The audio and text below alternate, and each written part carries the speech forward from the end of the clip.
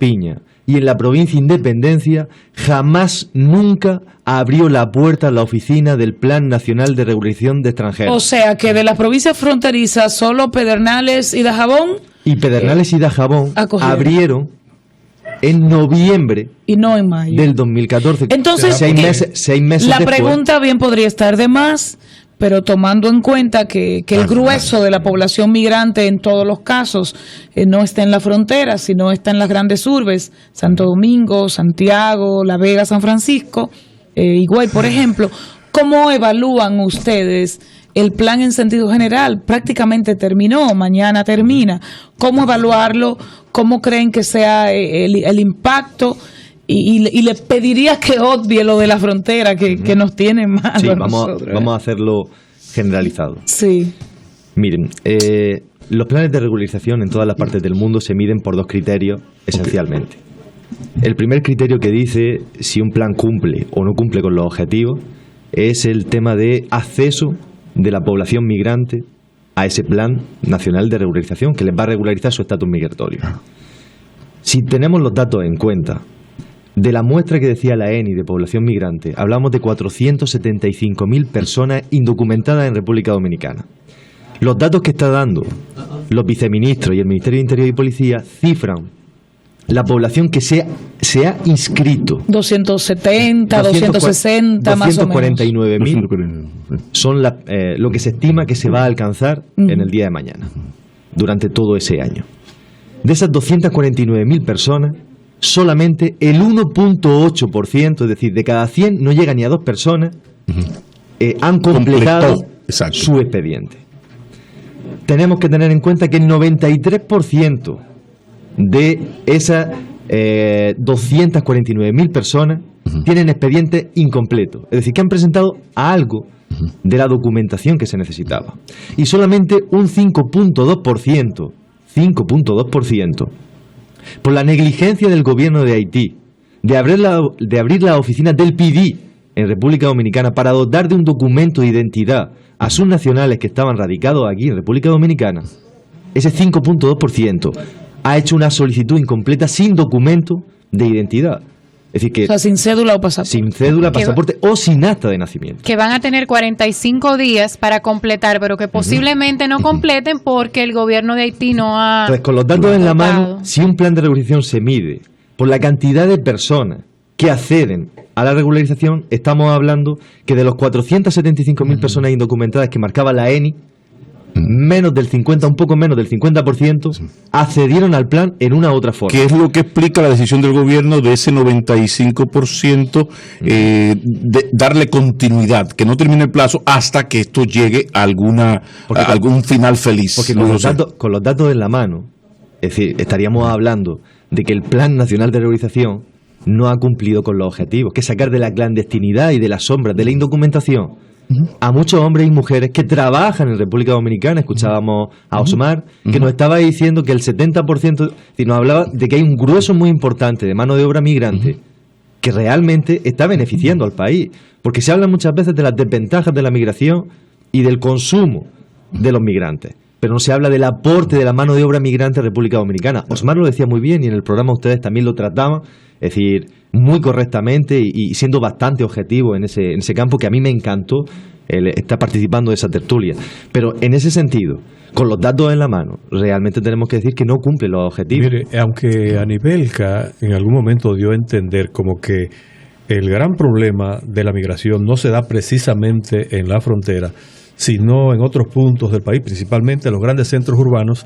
Ella no lo explicó, pero yo supongo que esa es la idea, ¿no? De que el gran problema de la migración se expresa fundamentalmente en los grandes centros urbanos de la República Dominicana. Sin embargo, yo hace algún tiempo comentaba aquí un reportaje, o una serie de reportajes publicados en el periódico El Nacional, que planteaba que algunas comunidades rurales de la región fronteriza prácticamente han sido ocupadas totalmente por familias haitianas, que inclusive, debido probablemente al tema de la pobreza, una gran parte de las comunidades rurales de Elías Piña, de Pedernales y de otras zonas se han despoblado, por lo menos de la población dominicana, y esas zonas han sido ocupadas por migrantes haitianos que probablemente sean ilegales. ¿Podría usted un poco caracterizar un poco cuál es la situación que se da en estos momentos desde el punto de vista de la población en la zona fronteriza? Miren, en la zona fronteriza hay una alta concentración también de población migrante, pero es decir, el territorio es territorio de soberanía dominicana. Sí. Realmente lo que sí que estamos viendo es que las ciudades y las provincias fronterizas son eminentemente agrícolas y ganaderas. Trabajo que actualmente la mano de obra dominicana ha abandonado y dejado para la mano de obra migrante en esa ciudad y en esas provincias. Eso hace que haya un incremento de la presencia de migrantes en esas comunidades, que al final, es decir, pues personas que llevan 20, 30 años, 40 años viviendo en República Dominicana, se casan, tienen hijos, las mujeres son fértiles y por lo tanto también procrean, por lo tanto eso va incrementando el asentamiento de familias migrantes en esas comunidades.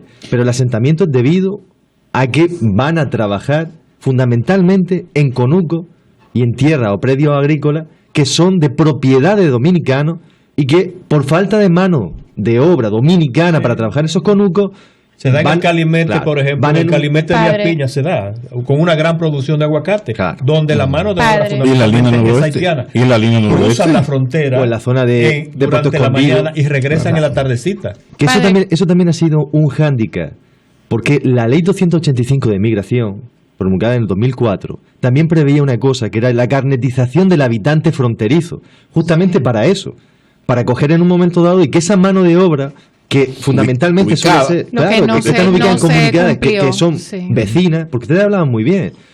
República Dominicana es un país que comparte con otro país, con lengua, cultura diferente, 380 kilómetros de frontera, es decir, entre la República de Haití y la República Dominicana hay una línea fronteriza de 380 kilómetros. Y en algunos casos son como muy llanas, con lo cual eso hace que en un momento dado el acceso para trabajar, por ejemplo, de la gente de Guanamena a Dajabón, tú tienes que andar escasamente 5 minutos, no llega. Padre, me preocupa el tema de los derechos humanos con relación a las deportaciones. ¿Conocen ustedes el Servicio Jesuita con Migrantes, que son las personas que han venido trabajando este tema por largos años, el protocolo de evacuación o deportación que iniciaría?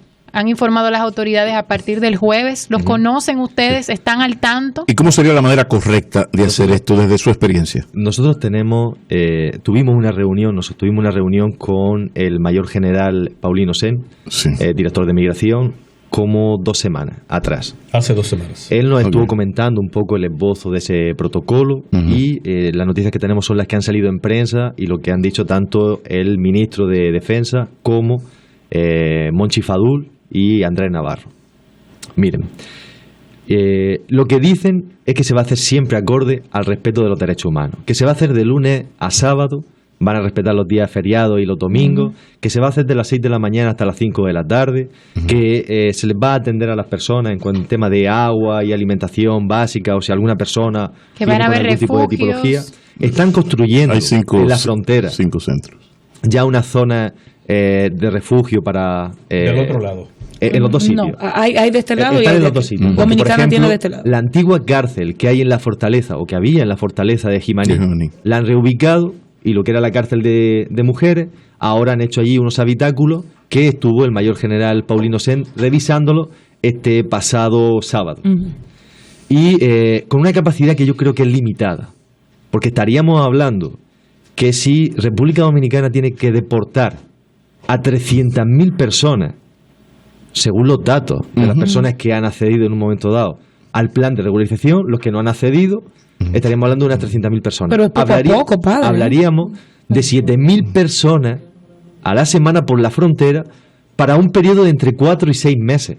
Porque el poco a poco, si tú coges los números y lo cuantificas de diario, semanal, el poquito a poquito depende del tiempo que tú quieras estar haciendo las deportaciones. Claro. Y luego también... Paulino, ¿usted no habló de eso con ustedes? No. Porque aquí ahorita comentábamos lo del ritmo, que lo ideal sería que esas deportaciones llevaran el ritmo que sea necesario para hacerlo de la forma más respetuosa, porque nos están observando. Él no ha dicho el ritmo. ¿Y ustedes qué las deportaciones son, ustedes? es decir, una potestad soberana de cualquier país del mundo. Las deportaciones... Eso no se discute, pero lo otro sí hay que hablar. Sí hay que hablarlo. Tenemos que coger en un momento dado, y hay tres cosas que son básicas y fundamentales. Una es el respeto a los derechos humanos, que son derechos que son inherentes a todos los seres humanos en cualquier parte del mundo. Cuando usted habla de derechos humanos, una condición específica, derecho a la integridad física, es decir, la gente no puede ser maltratada ni verbal ni físicamente, es decir, nadie puede coger en un momento dado y no tener condiciones de acceso en igualdad a la justicia. Es decir, los derechos humanos comprenden muchas cosas. O sea, cuando usted habla de justicia se refiere a que un migrante que dice, hey, yo quiero pelear mi caso en el tribunal. No, miren, hablamos de la garantía del debido proceso. Yo les diría algo que es más sencillo y que yo no he visto en ninguna de las deportaciones que se han hecho durante todo este tiempo, aunque estaban suspendidas por el artículo 37 del decreto. ¿Cómo se hacen han las venido deportaciones? haciendo. ¿A qué se refiere? Es decir, una persona, los militares le detienen. A veces ni le preguntan si tienen documento. Simplemente le suben en una camiona y automáticamente para la frontera va. O otras veces, si se produce en Santo Domingo, cogen en un momento dado, lo llevan a Jaina, al centro de detención de Jaina, y allí la persona espera que haya una guagua disponible para llenar esa guagua y llevarlos para la frontera de Comendador. Piense una cosa, muchas personas en República Dominicana, dominicanos y no dominicanos, no tienen la costumbre de llevar su documento de identidad consigo. Claro. Entonces, si alguien te detiene y te dice en un momento dado, por rasgo físico o estereotipo, coge en un momento y te pregunta, y tú no llevas tu documento de identidad, tú tienes que tener por lo menos las garantías, que son la garantía del debido proceso. Derecho de una llamada. Mire, yo tengo en un momento dado documento. Espérese un segundo, lléveme a un centro de detención, aunque no podríamos hablar de detención, pero lléveme a un sitio, déjeme que yo contacte con mis familiares o amigos que me traigan el documento para ver si realmente... Eso no se acostumbra a hacer. En el caso dominicano que usted tenga experiencia, eso no se hace, no se ha hecho nunca. Supervisamos las deportaciones que se producen por la frontera, tanto de Comendador como de Jimaní como de Pedernales. Yo le puedo contar casos. Hace 2 semanas nosotros estuvimos con 8 personas que tenían el documento de la inscripción en el Plan Nacional de Regularización en la mano.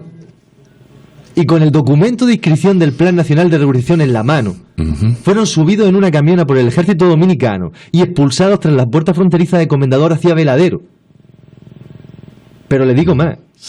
Una de las veces nos llamaron los monitores de Paraíso, en San Rafael, y cogen en un momento dado y nos dicen que van 21 personas detenidas hacia Jimaní para ser deportadas y que esas personas habían hecho la inscripción en el plan de regularización de extranjeros. Cuando nos personamos allá, de las 21 personas, 17 tenían el documento de inscripción en el Plan Nacional de Regularización de extranjeros en la mano. En la mano, que cuando estaban en el camión del plan de regularización, antes de que los bajaran, que tiene foto ese documento, por cierto, les preguntamos y les decimos a las personas, ¿quién tiene documento de haberse inscrito en el plan? Y empiezan a sacar de los 21 17. Pero es que entre ellos había un chico que tenía una cédula dominicana. Padre, estos son los programas en que uno lamenta que el tiempo se haya terminado y que le hayamos robado 5 minutos a Jochi y todavía quisiéramos robarle un poquito más de tiempo. Pero agradecemos mucho que usted todo eso que haya cedido. Nosotros lo tenemos en fotografía, con videos de los testigos y todo, porque realmente eso es lo que nosotros pedimos. Una, que los procesos se hagan acorde a los derechos humanos. El debido proceso. Segundo, que se cumpla el debido proceso, que son unas garantías que todos tenemos. Para no ser... De llamar incluso claro, a un que abogado. nuestra libertad y derechos fundamentales no se coarten. Muchísimas gracias. Y tercero, gracias. que la dignidad de las personas se respete. Esto, vaya manera de terminar un programa. Está hablado con nosotros el padre jesuita Pedro Cano de la coordinadora de Oficina de Servicios Jesuitas de Migrantes, y nos ha contado cosas que la verdad es que ojalá que este Estado Dominicano, que tiene todo el derecho a defender su soberanía y aplicar sus leyes, ojalá que seamos cuidadosos, porque estas son violaciones a los derechos humanos sencillamente inaceptables. Terminamos aquí, buenas tardes y hasta mañana.